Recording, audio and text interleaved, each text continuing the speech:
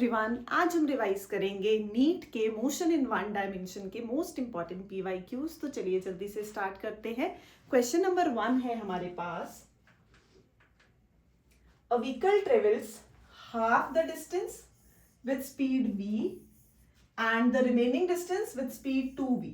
तो मतलब गिवन है कि हमारे पास first half s/2 speed v और 2v। तो जब हमारे पास ऐसा कोई क्वेश्चन आता है जिसमें टाइम नहीं गिवन है, कैलकुलेट क्या करना है, it's average speed. Time given नहीं है तो जनरली हम तो t1 t2 लेके उसको एलिमिनेट करते हैं। तो t1 कितना आएगा, t1 will be speed is distance upon time. तो हमारे पास ये आ जाएगा v is s/2 upon t1। यहां से हम t1 निकाल लेंगे s/2 upon v, similarly s/2 upon 2v। तो जो जनरल फॉर्मूला है उसमें हम पुट करते हैं average speed total distance upon total time, जहां से हम टाइम को एलिमिनेट करेंगे। तो हमें पता है हमारे पास जो फॉर्मूला बचता है वो क्या आता है, harmonic mean 2v1 v2 upon v1 plus v2। तो हम सीधा पुट कर रहे हैं, एवरेज स्पीड क्या आ जाएगी हमारे पास 2, v1 कितना है v, v2 है 2v divided by v1 plus v2 3v। तो एक कैंसिल, तो आंसर इज 4v/3। ये आ गई हमारे पास एवरेज स्पीड। कहां से आई, ये कॉन्सेप्ट है जब स्पीड गिवन ऐसे है, डिस्टेंस गिवन है, टाइम नहीं गिवन है, तो हम टाइम को जनरली एलिमिनेट करके ये फॉर्मूला जनरेट करते हैं। तो फॉर्मूला क्या है, 2v1 v2 upon v1 plus v2। तो हमारे पास सीधा आंसर आ गया 4v/3। Next, a car moves from x to y with a uniform speed of vu and returns to x with a uniform speed of vd. The average speed, फिर से एक speed हमें vu given है x to y और वापस आने की कितनी है, vd है। तो फिर से harmonic mean 2vd vu upon vd plus vu, क्योंकि डिस्टेंस तो सेम है इस केस में। तो जहां डिस्टेंस सेम है, टाइम गिवन नहीं है, तो हमारे पास कौन सा फॉर्मूला लग गया, 2v1 v2 upon v1 plus v2। तो ये आ गया। Next, a car runs at a constant speed on a circular track of radius 100 meter taking 62.8 seconds for every circular lap, then the average velocity and the average speed। हमें पता है अगर body ने circular motion start किया है, यहां से motion start करके वापस यहीं आ गई, तो net displacement is 0। Net displacement 0 होने की वजह से एवरेज वेलोसिटी भी क्या हो जाएगी, 0 हो जाएगी। क्योंकि जब भी इनिशियल और फाइनल पोजीशन सेम होती है तो नेट डिस्प्लेसमेंट 0 होती है, तो एवरेज वेलोसिटी भी 0 हो जाएगी। नेक्स्ट हमें फाइंड करना है एवरेज स्पीड। तो एवरेज स्पीड के लिए एक सर्कुलर लैप कितना होगा, सरकमफेरेंस 2πr अपॉन t। तो हमें पता है 2 पाई इज 3.14, r दे रखा है 100 डिवाइडेड बाय टाइम है 62.8। तो अगर हम देखें, डेसिमल हटाया, ये आ गया 10, ये हटाया, ये आ गया 100, ये मल्टीपल है 2 और ये कैंसिल हो जाएगा, 100 से 100 गया तो क्या रह गया 10। तो एवरेज स्पीड कितनी है, 10 मीटर पर सेकेंड। तो एवरेज वेलोसिटी पूछी है और साथ में हमसे क्या पूछा है, average speed for each circular lap. तो एवरेज वेलोसिटी हो गई 0 और एवरेज स्पीड हो गई 10 metre per second.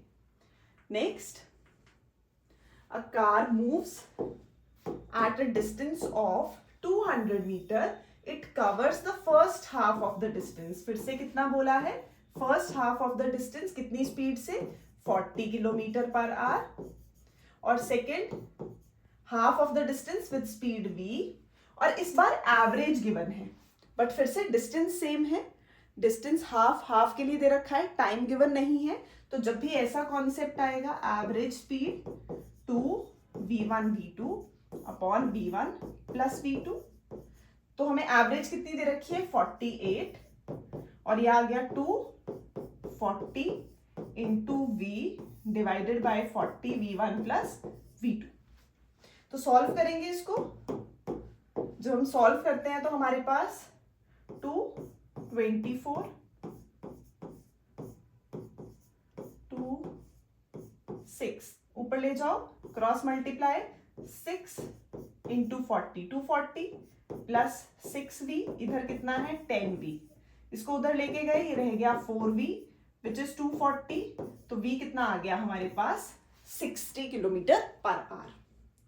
Next, a bus traveling the first 1/3 distance at a speed of 10 kilometer per hour, 1/3 10 kilometer per hour, next 1/3 at 20 kilometer per hour, उसके बाद last 1/3 at a distance of 60 kilometre per our. तो जब भी हमें same distance के slots दे रखे हैं, अभी वही फॉर्मूला चल रहा है, तो ये जो हार्मोनिक मीन है ये कितने के लिए, हमने 2 के लिए किया था, अब हम करेंगे ये क्या फॉर्मूला बनेगा, जनरल फॉर्मूला है क्या, n upon 1/v1 plus 1/v2 up to n number of terms के लिए।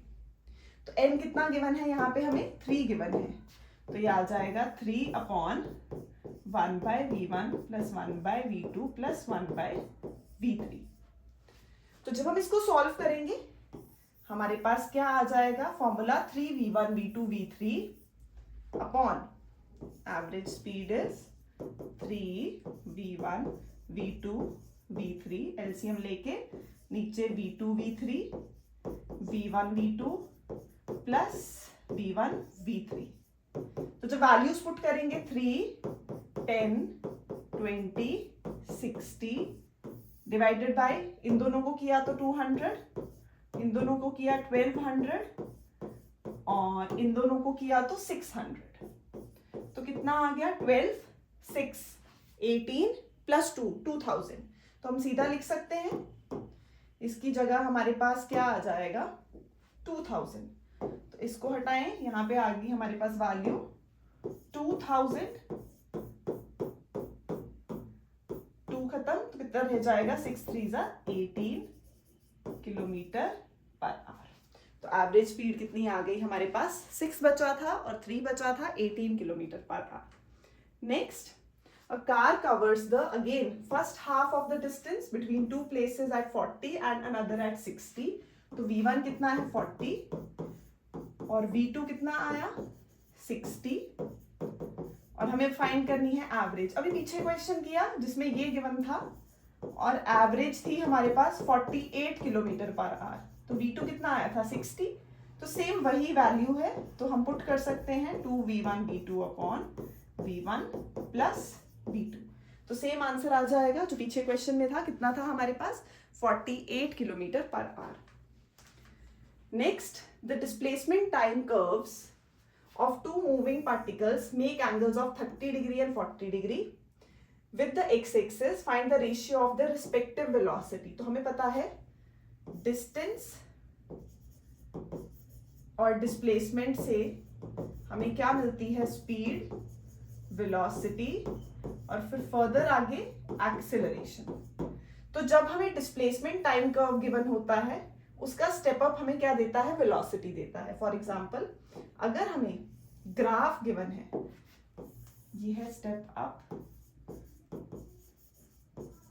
स्टेप अप दो चीजों पे लगेगा, one is for the graph and second is for the equation, given equation. तो ग्राफ में लगता है slope method which is tan theta, या हम क्या बोलते हैं उसको, परपेंडिकुलर अपॉन बेस। इक्वेशन में हम क्या लगाते हैं, डिफरेंशिएशन। तो अगर हमें स्टेप अप करना है, डिस्प्लेसमेंट टाइम कर्व से हमें वेलोसिटी निकालनी है, तो अगेन ग्राफ गिवन है तो स्लोप मेथड, इक्वेशन गिवन है तो डिफरेंशिएशन। वेलोसिटी टाइम से अगर हमें एक्सेलरेशन निकालनी है, अगेन ग्राफ गिवन है तो स्लोप मेथड, इक्वेशन गिवन है तो डिफरेंशिएशन, इसको बोलेंगे स्टेप अप। सेकेंड वन है स्टेप डाउन। तो अगर हमें एक्सेलरेशन टाइम से स्पीड या वेलोसिटी निकालनी है, स्पीड या वेलोसिटी से डिस्टेंस या डिस्प्लेसमेंट निकालना है, इसको हम बोलते हैं स्टेप डाउन। तो ग्राफ के लिए एरिया मेथड और इक्वेशन के लिए इंटीग्रेशन, तो उसी का ऑपोजिट हो जाएगा बिल्कुल। तो यहां पे क्या गिवन है, displacement time graph, displacement time से वेलोसिटी पे जाना है, ग्राफ गिवन है, slope method, slope means tan theta, तो हम यहां पे लगाएंगे tan theta.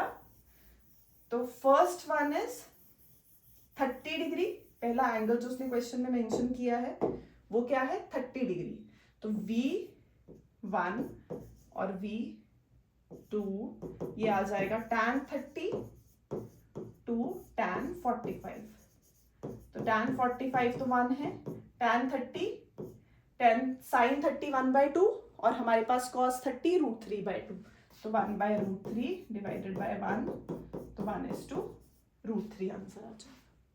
Next, two cars P and Q start from a point at the same time in a straight line and their positions are P की position, Q की position, at what time do the cars have same velocity। तो अभी बताया अगर हम distance displacement से speed या velocity पे जाते हैं और speed या velocity से हमें acceleration निकालनी है, अगर इक्वेशन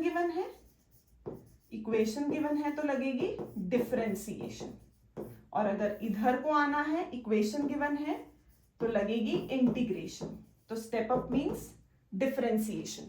तो दो वैल्यूज गिवन है, x की p की पोजीशन गिवन है और q की पोजीशन गिवन है, तो पोजीशन टाइम से स्पीड या वेलोसिटी पे जा रहे हैं तो मींस स्टेप अप, डिफरेंशिएट करेंगे। तो दे क्या रखा है, velocity of p is equal to velocity of q। तो जब इसको किया a t की with respect to t1 plus 2 power को नीचे उतारा, 1 से कम किया, रह जाएगा 2bt। दूसरी तरफ q की f t की with respect to t1 t square की -2t। अब t वाली टर्म्स एक तरफ कर लेते हैं, तो 2bt plus 2t is f minus a, 2 common, t common, b plus 1 f minus a, तो t कितना आ गया हमारे पास f minus a upon 2 b plus 1। तो ये है डिफरेंशिएट करना है अगर इक्वेशन गिवन होगी। Next, if the velocity of the particle is at plus bt square where a and b are constants, then the distance traveled by it between 1 and 2 seconds। फिर से अभी किया डिस्टेंस डिस्प्लेसमेंट, तो speed velocity और यहां से acceleration, तो अभी हमें इधर से पोजीशन की तरफ को आना है। तो जब स्टेप डाउन करते हैं तो इंटीग्रेट करेंगे, तो यहां पे आ जाएगी हमारे पास इंटीग्रेशन। तो इंटीग्रेशन के लिए क्या गिवन है, v is at plus bt square, v को लिख सकते हैं dx by dt, instantaneous speed या velocity a t plus bt square. अब इंटीग्रेट करना है तो dt ऊपर जाएगा, dx is at dt plus bt square dt।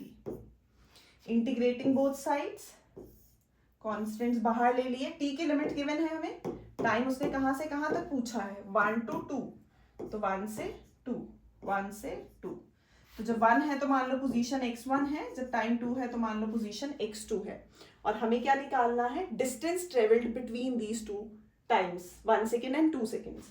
तो क्या हो जाएगा x2 माइनस x1। तो जब इंटीग्रेट करेंगे, इंटीग्रेट करते हैं तो क्या आता है, a t की पावर 1 है तो increase the power bye 1 divide by increased power, plus t की पावर 2 है, increase the power bye 1 divide by increased power, time 1 से 2, टाइम 1 से 2। लिमिट्स पुट करेंगे, यहां आ जाएगी x2 माइनस x1। तो जब लिमिट्स पुट की, a/2 कांस्टेंट है बाहर, 2 का square 4 minus 1 3 plus b/3 again constant है बाहर, 2 का क्यूब 8 माइनस अपर माइनस लोअर, एक बार t क्यूब को 2 पुट करो, एक बार 1 पुट करो, तो 7। तो ये आ गई हमारे पास distance travelled 3a/2 and 7b/3। Next question, the displacement x of a particle is of mass m moving in one dimension under the action of a force is related as t is equal to root x plus 3. इसको लिख सकते हैं t minus 3 is root x. The displacement of the particle when its velocity is 0. तो एक चीज पता है, velocity को पहले 0 करो. उसने बोला उस टाइम पे डिस्प्लेसमेंट बताओ जब वेलोसिटी 0 है. हमें क्या पता कब वेलोसिटी 0 है, तो पहले टाइम निकालेंगे कि कब वेलोसिटी 0 है. तो क्या आ गया, स्क्वायरिंग बोथ साइड्स. अब डिफरेंशिएट करते हैं तो dx by dt, ये वेलोसिटी, पावर को नीचे उतारा, 1 से कम किया. अब इसको 0 कर दो, t की विद रिस्पेक्ट टू t1. तो क्या आ गया, 2t minus 6 is 0. तो t आ जाएगा 3 सेकेंड्स. तो वेलोसिटी कब 0 है, 3 सेकेंड्स पे. उस टाइम पे डिस्प्लेसमेंट निकालनी है, तो उस टाइम पे डिस्प्लेसमेंट निकालनी है. तो x is 3 minus 3 कितना हो जाएगा, 0. तो next, a particle shows displacement time curve as given in the figure. The maximum instantaneous velocity. तो डिस्टेंस टाइम से हमें वेलोसिटी चाहिए स्टेप अप. ग्राफ गिवन है, स्लोप मेथड. तो जिसका स्लोप इंक्रीजिंग होगा वो मैक्सिमम देगा. The velocity of the particle, the maximum instantaneous velocity of the particle. तो यहाँ पे डिक्रीजिंग डिक्रीजिंग, एक सी का कर्व ही है जो इंक्रीजिंग दिखा रहा है, डी फिर से क्या हो गया, कांस्टेंट. तो इसका मतलब हमारे पास क्या आ जाएगा, इंक्रीजिंग स्लोप सी का. The position x of the particle with respect to time along x-axis is 9t square minus t cube, where x is in meters and t is in seconds. What will be the position of the particle when it achieves maximum speed? जब भी maxima या minima का question आएगा किसी भी word के लिए, maxima या मिनिमा बोला जाता है. मैक्सिमम स्पीड मतलब उसका डेरिवेटिव लो, उसको 0 करो. मैक्सिमम स्पीड मींस उसका डेरिवेटिव लेंगे, उसको 0 करेंगे. वहां से हमारे पास टाइम आ जाएगा कि कब ये चीज पॉसिबल हुई है. तो मैक्सिमम स्पीड मींस डेरिवेटिव लो स्पीड का और 0 करो. और पूछा क्या है, what will be the position of this particle. तो हमें टाइम पता चलेगा कब मैक्सिमम थी, फिर उसको यूज करके हम पोजीशन फाइंड करेंगे. तो x is 9t square minus T cube, dx by dt पहले तो v निकालो, 18t minus 3t square. Next is dv by dt, 18 minus 6t, 0 करेंगे तो t कितना आ जाएगा, 3 सेकेंड्स. अब उस टाइम पे हमें पोजीशन बतानी है, तो उस टाइम पे पोजीशन बतानी है मतलब इसमें पुट कर देंगे. तो t की वैल्यू हमारे पास कितनी आ गई, 3 आ गई. 18 3 2 6t, 0 किया 3.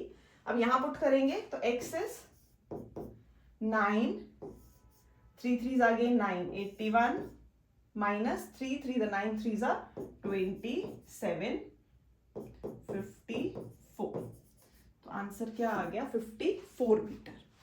Next question, a particle moves along a straight line OX at a time t.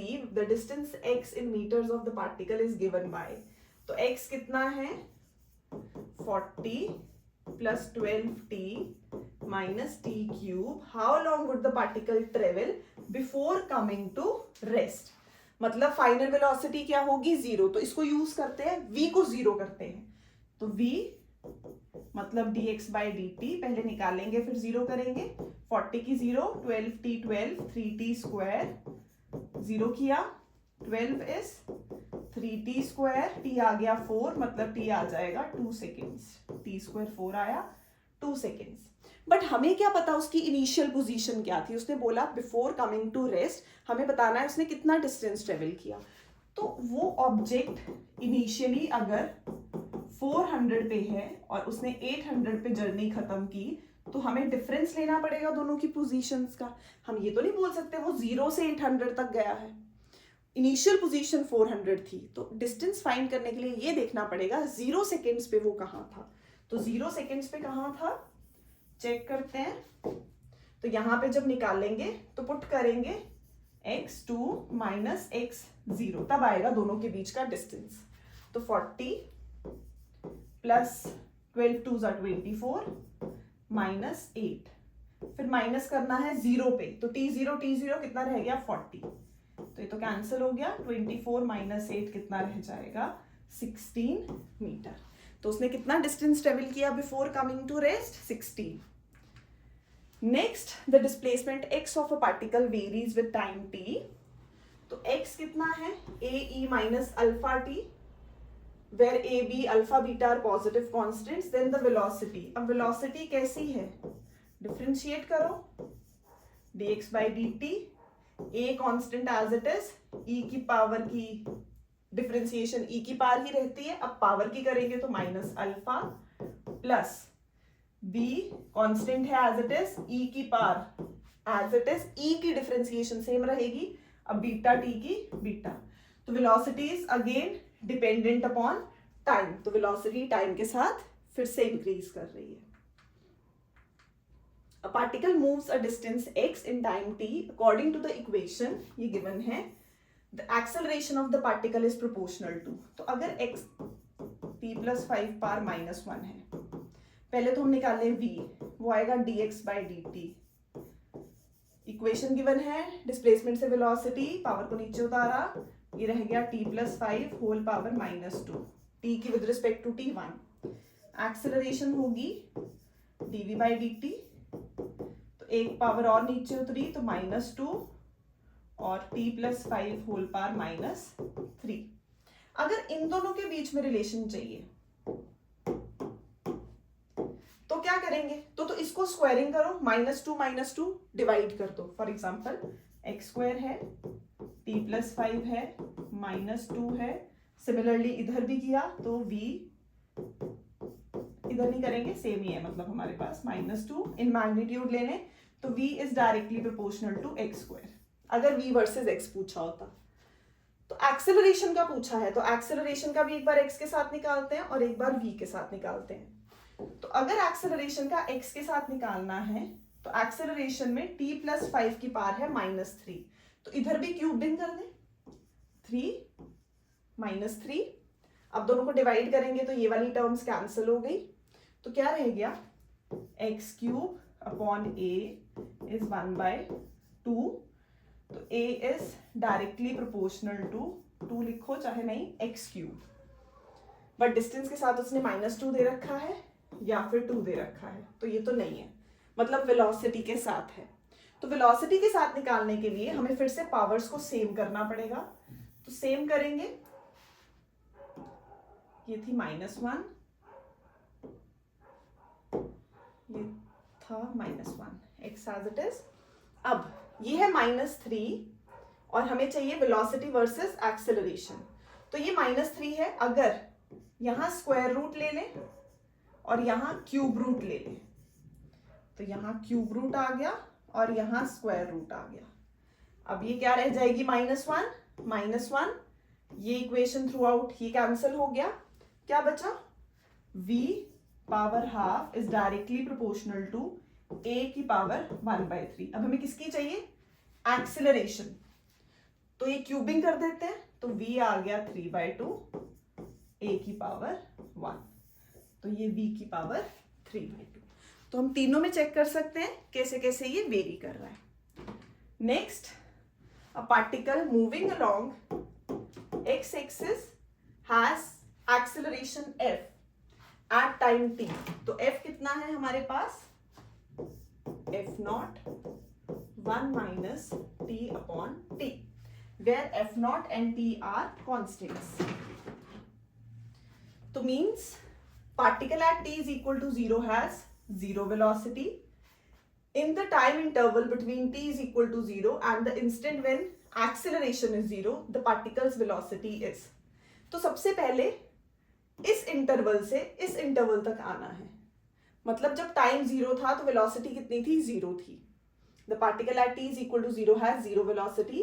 In the time interval between t is equal to 0 and the instant when acceleration is 0, हमें क्या पता acceleration कब 0 है, पहले put करते हैं, तो ये f0 उधर जाके 0, 1 minus t upon t is 0, तो 1 is t upon t, t कितना आ गया, कैपिटल T।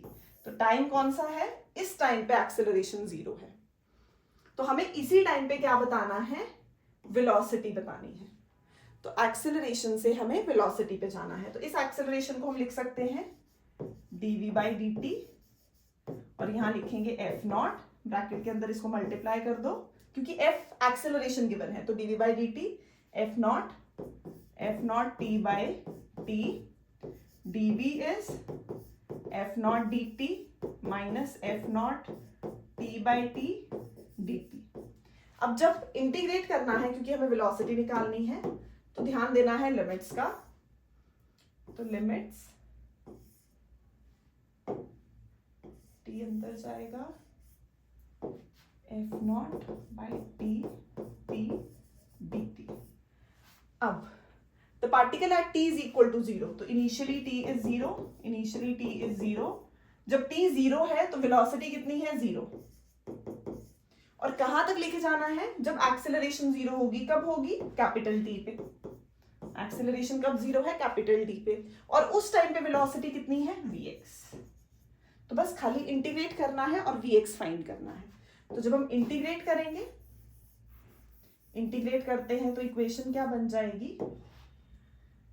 vx माइनस 0, अपर माइनस लोअर, dv की v होगी, vx माइनस 0, vx रह गया, f नॉट dt की आई t minus f not by T बाहर, ये हो जाएगा t स्क्वायर बाई 2। तो t स्क्वायर बाई 2, तो जब लिमिट पुट करेंगे कैपिटल T स्क्वायर बाई 2, एक t से एक t कैंसिल, हमारे पास रह गया f not t minus half f not t, तो हाफ f नॉट t। तो वेलोसिटी कितनी आ गई? हाफ f नॉट t आ गई। तो पहले उसने दे रखा था एक्सेलरेशन 0 है। कब 0 है? हमने टाइम निकाला। जब टाइम 0 है तो वेलोसिटी भी 0 है। जब एक्सेलरेशन 0 है तब वेलोसिटी बताओ। तो कब एक्सेलरेशन 0 इतने पे निकाला उसको पुट करके, उस टाइम पे vx फाइंड किया इंटीग्रेट करके। Motion of the particle is given by the equation.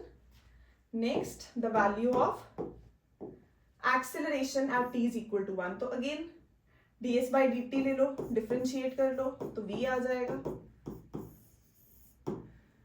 9t square 14t plus 14। अब एक्सेलरेशन dv बाई dt, तो 9 2 जा 18t प्लस 14, कितने टाइम पे? 1 सेकेंड पे। तो t को 1 पुट कर लो, तो 18 प्लस 14, तो 32 metre per second square. The position x of a particle varies with time t as the acceleration will be 0 at t is equal to। तो acceleration कब 0 है वो टाइम बताना है। तो पहले तो डिफरेंशिएट करो dx बाई dt, तो ये आ गया 2at minus 3bt square, dv by dt क्योंकि ये v है, फिर से डिफरेंशिएट करेंगे 2a माइनस 6bt, 0 करो तो t कितना आ जाएगा? 2a by 6b means a upon 3b, a upon 3b। Next the acceleration of the particle is increasing linearly as bt। तो a is bt। The particle starts from origin with initial velocity v not. अब हमें acceleration से पहले velocity निकालनी है, तो उसको हम लिख सकते हैं dv बाई dt। अगर हम dt ही ले ले तो dv is bt dt, integrating तो क्या आ जाएगा? v, t की पावर 1 है, increase the power bye 1 divide by increased power plus constant c। तो उसने बोला है the particle starts from origin with initial velocity v not. तो व्हेन t इज 0, इस केस में क्या करना है? जब t 0 है तो हमारे पास वेलोसिटी कितनी है? v not. t को 0 पुट करो, v को v नॉट ले लो, c की वैल्यू आ गई v not.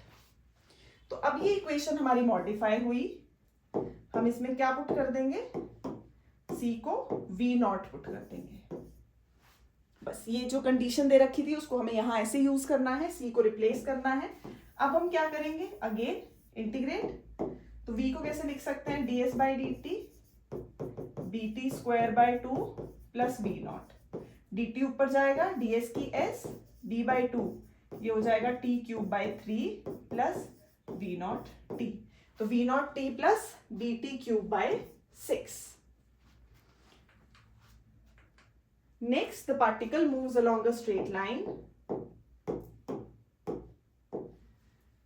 such that its displacement at any time t is given by the velocity when the acceleration is 0. अब acceleration 0, इक्वेशन है displacement time, तो acceleration तक जाना है, 2 बार डिफरेंशिएट करेंगे, तो ds by dt t 3t square minus 12t plus 3, again ये आ गया v, तो dv by dt एक्सेलरेशन, उसने बोला जब एक्सेलरेशन 0 है, हमें नहीं पता कब एक्सेलरेशन 0 है, तो पहले t फाइंड करेंगे, 6t 12 0, t आ गया 2, उस टाइम पे क्या निकालो, वेलोसिटी पुट कर दो, तो 12 to the 24 प्लस हमारे पास 6t कितना आया था, 3t square minus 12t plus 3, दोबारा डिफरेंशिएट किया, 6t माइनस 12 0, तो t 2 आ गया।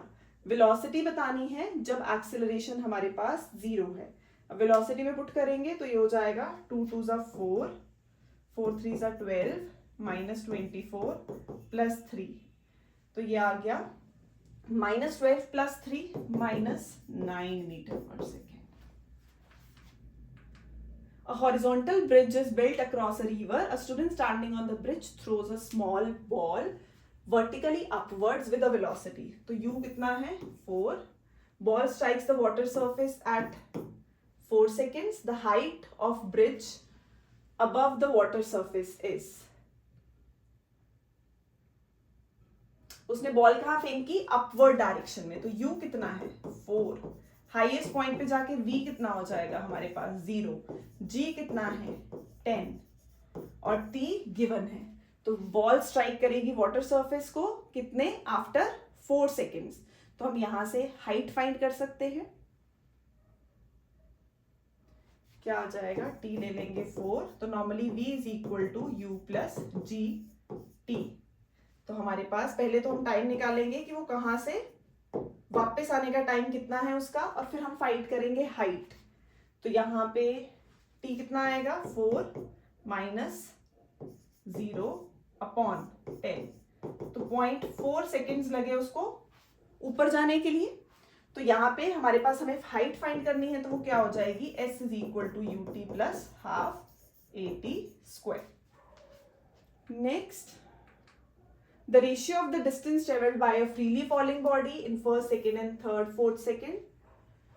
तो distance traveled by a freely falling means s is ut plus half at square. तो जब इनिशियल नहीं दे रखी होती है हम 0 ले लेते हैं, तो हाफ at square, तो g is constant क्योंकि फ्री फॉल है, तो हम सीधा लिख सकते हैं s is directly proportional to t square. तो फर्स्ट केस में t है, इसको ले लो kt स्क्वायर, ऐसे ही जनरली। तो फर्स्ट सेकेंड में s1 4k t1 तो 1k, और s2 विल बी, टाइम लेंगे 2 तो 4k, और s3 आ जाएगा 9k, s4 will be 16k।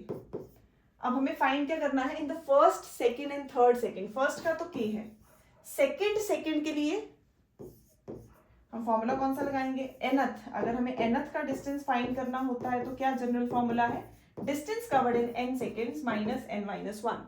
तो सेकेंड का होगा, सेकेंड का होगा 4 माइनस 1 3k, थर्ड सेकेंड का होगा 9 माइनस 4 5k, और फोर्थ सेकेंड का होगा 16 माइनस 9 7k। तो रेशियो आ जाएगी 1 3 5 7।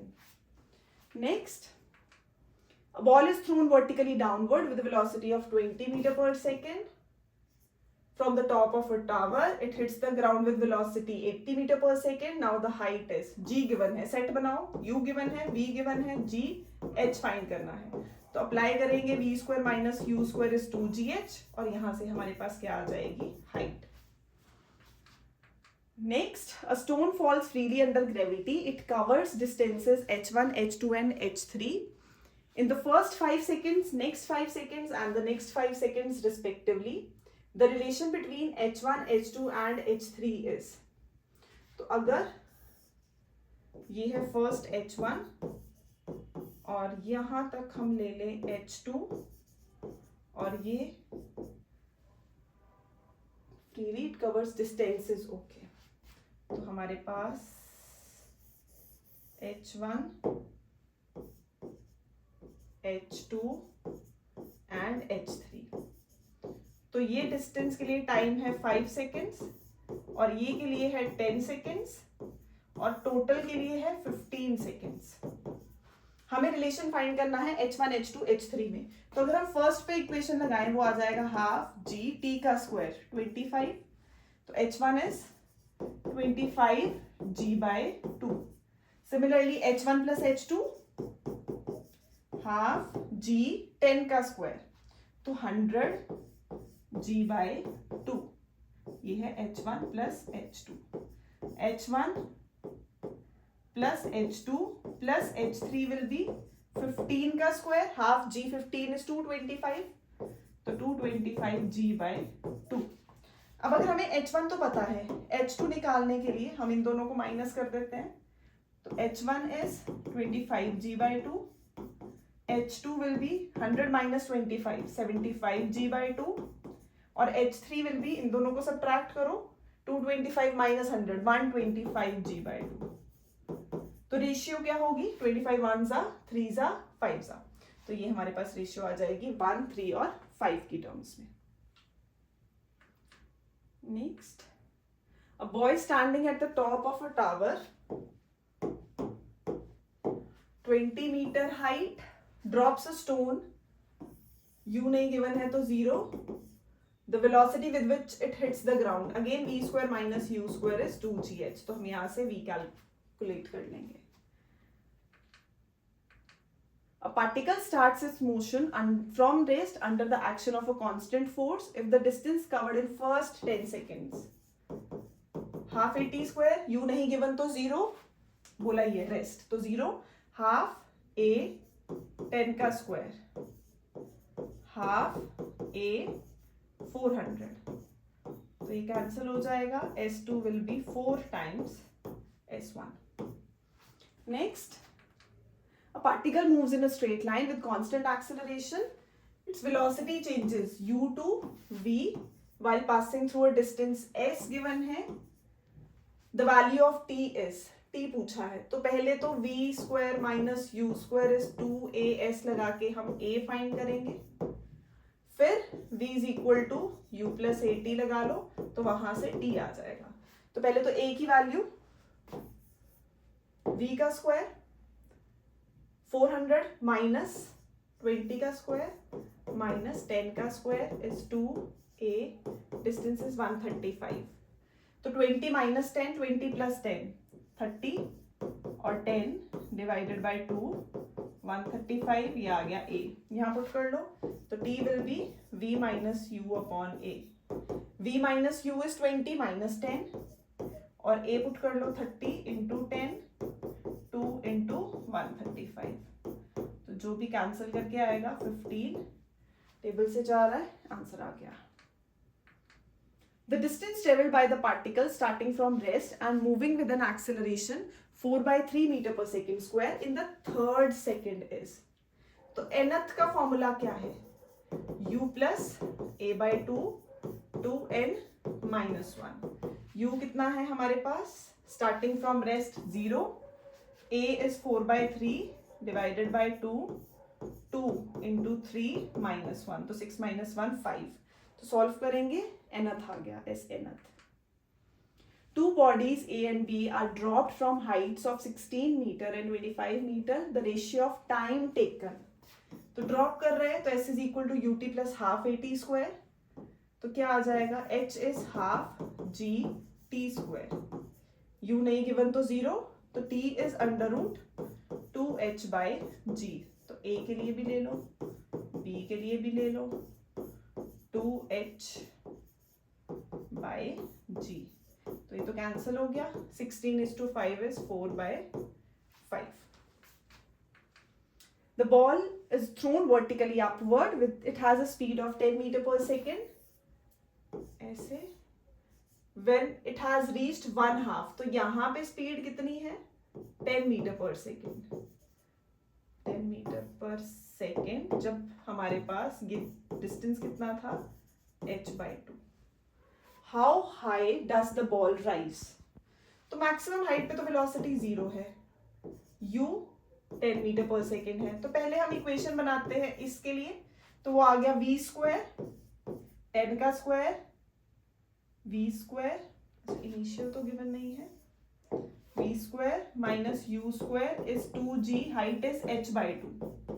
और एक ले लो पूरे के लिए, तो 0 का square minus u square is 2gh। तो दोनों के u कंपेयर कर लो, तो minus u square v square minus u square is 2gh, और यहाँ पे 10 u स्क्वायर की वैल्यू पुट कर देते हैं माइनस माइनस प्लस 2gh/2। ये माइनस है, या दोनों के u स्क्वायर इक्वल कर दो, तो वो u स्क्वायर कितना आ गया 10 का स्क्वायर माइनस 2gh/2, और ये u स्क्वायर आ गया माइनस 2gh। तो दोनों को कंपेयर कर लेंगे, यहाँ से g की वैल्यू पुट कर दो, h आ जाएगा। The water drop falls at regular intervals from a tap 5 meter above the ground. The third drop is leaving the tap at the instant first drop touches the ground. तो tap से लेकर ground तक का distance है 5 metre. How far above the ground is the second drop at that instant? तो पहले तो एक ड्रॉप यहां से यहां तक आने के लिए कितना टाइम लेगी? तो s is half gt square, u0 कुछ नहीं दे रखा, तो हमारे पास s है 5 हाफ g 10 t का स्क्वायर 5, तो t आ गया 1 सेकेंड। तो मतलब एक ड्रॉप यहां से यहां तक आने के लिए टाइम कितना ले रही है? 1 सेकेंड ले रही है। तो उसने अगर यहां से 1 आई, फर्स्ट वाली यहां पहुंच गई, सेकेंड यहां कहीं है, थर्ड वहां से भी निकलेगी, ऐसे टाइम होगा। तो जो दोनों के बीच में टाइम इंटरवल होगा वो 0.5 का होगा। तो उसने बोला ये बताओ सेकेंड ड्रॉप ने कितना डिस्टेंस ट्रेवल किया है अबव द ग्राउंड। तो ये वाला निकालेंगे पहले तो s is equal to half g t का स्क्वायर इज 0.5 का स्क्वायर, क्योंकि 0.5 टाइम के लिए निकालनी है। तो जब सॉल्व करते हैं तो ये आ गया 25 5 to 5/4 1.25 मीटर। बट ये तो वो डिस्टेंस है जो ये ऊपर से चल के आ रही है, हमें क्या बताना है? Distance from the above the ground. तो माइनस करेंगे 5 minus 1.25 3.75। Next, a car accelerates from rest at a constant rate alpha for some time, यहां से यहां तक, after which it decelerates at a constant rate beta and comes to rest। तो यहाँ u v final 0, rest से शुरू हुई है तो ये भी 0 है। मान लो ये टाइम t1 है, ये t2 है। If the total time elapsed is t, then the maximum velocity, ये v फाइंड करना है। तो पहले इसके लिए लगवा लें, v is equal to u plus at, v u a t। तो v is अल्फा t1, तो t1 आ गया v बाय अल्फा। सिमिलरली जब यहां पुट करेंगे ये माइनस बीटा लेंगे हम, फाइनल माइनस इनिशियल, तो माइनस v माइनस बीटा, तो हमारे पास t2 कितना आएगा? v upon beta. अब टोटल टाइम इज दे रखा है t1 प्लस t2, पुट कर लो v by alpha plus v by beta, और स्पीड क्या होती है? Distance upon time. तो हमें क्या करना है? t निकालना है in terms of alpha beta, नहीं स्पीड निकालनी है। तो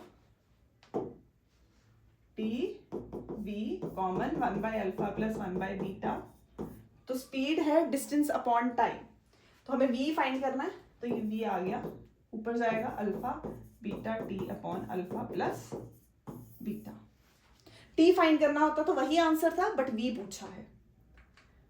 A car is moving along a straight road with uniform acceleration. It passes through 2 points P and Q. तो ये P और ये Q, separated by a distance with velocity 30 and 40 respectively.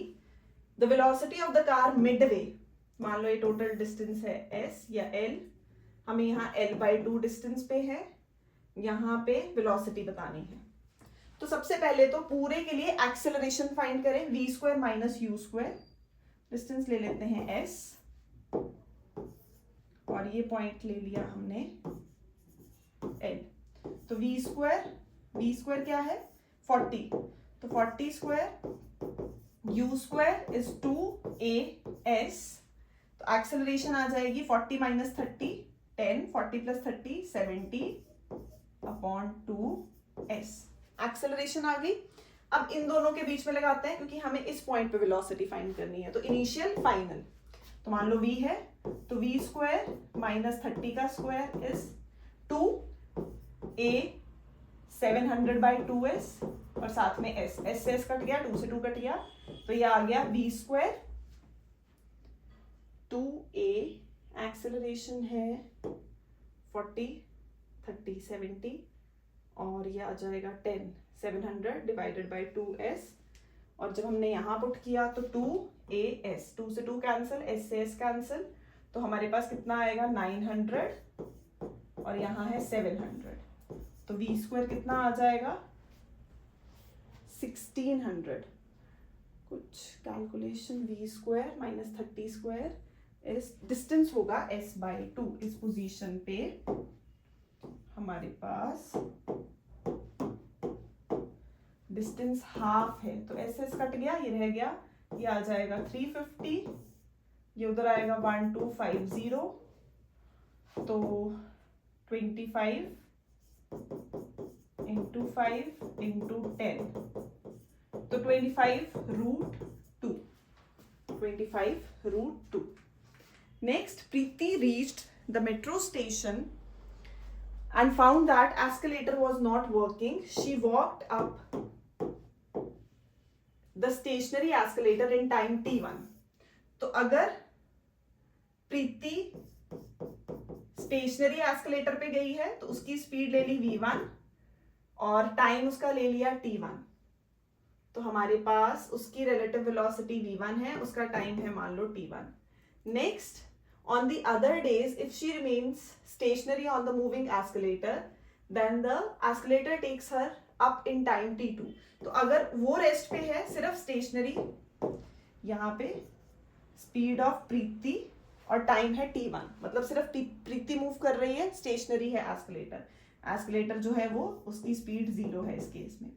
Second case में प्रीति की speed 0 है, अब सिर्फ क्या है एस्केलेटर मूव कर रहा है, तो मान लो उसकी स्पीड है v2, इसकी है v1 और टाइम उसने लिया t2. तो हमारे पास time taken by her to walk up on the moving escalator.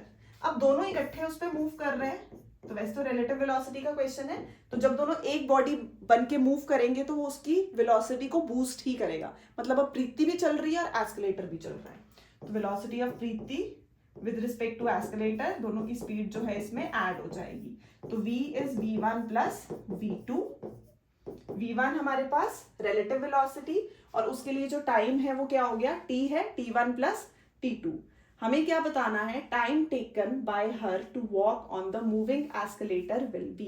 तो हमें बताना है कितना है, तो रिलेटिव वेलोसिटी का क्वेश्चन, जो टोटल टाइम है हमें वो फाइंड करना पड़ेगा. तो यहाँ पे स्पीड क्या होगी v1 v2 और डिस्टेंस हमारे पास ये जो एस्केलेटर मूव कर रहे हैं इस पे डिस्टेंस हो गया एस्केलेटर पे, तो v1 plus relative velocity put करेंगे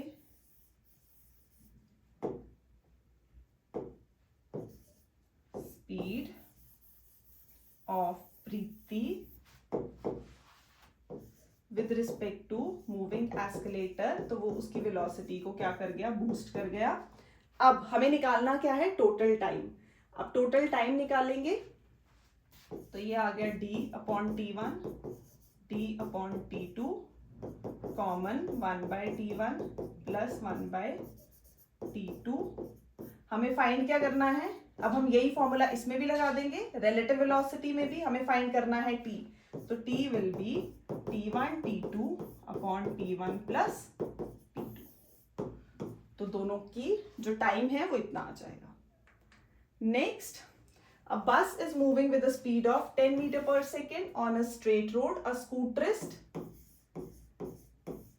की स्पीड है 10 metre per second. Scooterist wishes to overtake the bus in 100 seconds. तो ये टाइम जो उसने उसको ओवरटेक करना है कितना है 100 seconds. If the bus is at a distance of, कितना डिस्टेंस है दोनों के बीच में 1000. 1 kilometre means 1000 metre. With what speed should the scooterist chase the bus. तो इसने चेज करना है. तो velocity of scooterist with respect to bus vs minus vb. तो vs कितना गिवन है हमें यहाँ पे निकालना है. तो vb कितना है 10 हमें फाइंड करनी है. With what speed should the scooterist chase. तो दोनों की रिलेटिव हमने लगा ली vsb. तो vs फाइंड करना है -10 और relative is distance upon time. तो डिस्टेंस कितना गिवन है 1000 और उसने कितने टाइम में उसको चेज कर लेना है 100. तो ये कैंसिल हो गया, ये इधर आएगा. तो वेलोसिटी स्कूटरिस्ट की हो गई 20 मीटर पर सेकेंड. पहले रिलेटिव का फॉर्मूला लगाया, फिर उसमें स्पीड में डिस्टेंस अपॉन टाइम पुट किया, सेम जैसे पीछे किया. Next, a train of 150 metre length is going towards north direction. मान लो इधर जा रही है at a speed of 10 metre per second. A parrot flies at the speed of 5 metre per second. Parrot किधर से आएगा इस तरफ से, कितनी स्पीड लेके 5 मीटर पर सेकेंड.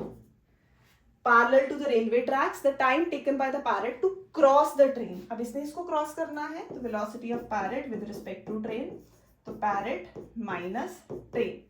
बट अगर मैं इस डायरेक्शन को पॉजिटिव लेती हूँ तो ऑटोमेटिकली ये वाली मेरी नेगेटिव हो जाएगी. तो -5 -10 -15 metre per second. Again relative velocity वाले में यहां फॉर्मूला लगाओ डिस्टेंस अपॉन टाइम. तो उसने कितना कवर करना है 150 मीटर. कवर तो तभी होगा जब ये यहां से पूरा इसको कवर कर जाएगा, मूव कर जाएगा. तो 150 डिवाइडेड बाय t कैंसिल हुआ. t कितना आ गया इन मैग्नीट्यूड 10 सेकेंड्स. तो रिलेटिव वेलोसिटी का क्वेश्चन है. नेक्स्ट, अ ट्रेन, तो सेम है. If the ball is thrown vertically upwards with the speed u, the distance covered during the last t seconds. मान लो ये टोटल हाइट h है, time t है. ये वाला डिस्टेंस h हमें फाइंड करना है. मान लो ये y है और इसने ये डिस्टेंस कितने में कवर किया t में लिया. तो हमारे पास क्या आएगा, हमें h फाइंड करना है. तो that will be h minus y. तो अगर इसका टाइम स्मॉल t है जो कि गिवन है, the distance covered during the last t seconds ये फाइंड करना है. तो इसमें भी s is equal to ut plus half at square लगा देते हैं. दोनों इक्वेशंस पुट कर देंगे. क्या आएगा, h विल बी, h तो पूरा है तो h will be ut half gt square और y will be ut minus t minus half gt minus t का स्क्वायर. पुट करेंगे तो ut minus ut half g a square b square minus minus plus 2 half g t t. अब इन दोनों को subtract करना है ताकि हम स्मॉल h फाइंड कर सके. तो जब साइन रिवर्सल होगी ut माइनस plus half g t square minus ये वाला ut, सारे signs reverse, plus ut plus half g ut minus minus half g t square और ये वाला भी आ जाएगा. ये तो प्लस है तो अभी फिलहाल पर प्लस था और फिर ये था माइनस. तो यहाँ पे आएगा साइन रिवर्सल. जो साइन रिवर्सल है वो minus half g t square. ये माइनस होगा, ये प्लस होगा, ये माइनस होगा, ये माइनस होगा और ये प्लस होगा. सारे साइंस रिवर्स होंगे तो ये ut cancel, half g t square cancel, ut और ये रह गया जी टी टी. तो कितना बचा हमारे पास, तो ये आ गया u small t half g t square और जी टी टी. तो अब यहाँ पे इस पूरे के लिए हम ले सकते हैं s इज इक्वल टू, हमारे पास v is equal to u plus a t. तो हम वैल्यू पुट करें u फाइनल पॉइंट पे, वेलोसिटी जीरो, हाईएस्ट पॉइंट पे वेलोसिटी जीरो, तो u is equal to v plus u is equal to g t. तो t कितना आ जाएगा, u अपॉन g, तो t को पुट कर सकते हैं यहाँ पे u upon g, cancel, ut से ut cancel, half g t square. तो t की टर्म्स में था तो हमने t की टर्म्स में निकाला। ये टोटल डिस्टेंस हाइट h इतना हमें निकालना था, ये हमने अपनी तरफ से y ले लिया, तो h is h minus y is small h, तो इसमें भी s is equal to ut plus half at square, इन दोनों में लगाया और ये आंसर आ गया।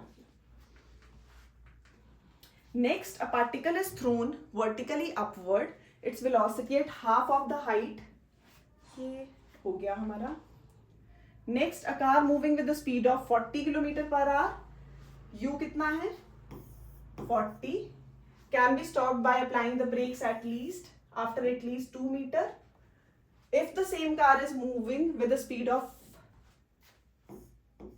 80 kilometre per our, what is the minimum stopping distance? तो दो केस बन गए, v square minus u square is 2as, तो v तो जीरो ही रहेगा, 40 इंटू 5/18 कर लेंगे, तो हमारे पास अभी फिलहाल ऐसे ही रखते हैं, तो क्या आएगा, ये आया 40 इंटू 5/18 स्क्वायर, 2 s इज 2 और a, तो एक्सेलरेशन कितनी आई, -40 इंटू 5/18 का स्क्वायर और डिवाइडेड बाय 4। अब दूसरे केस में लगाते हैं, v square minus u square again 2as, इस केस में v जीरो 80 इंटू 5/18 स्क्वायर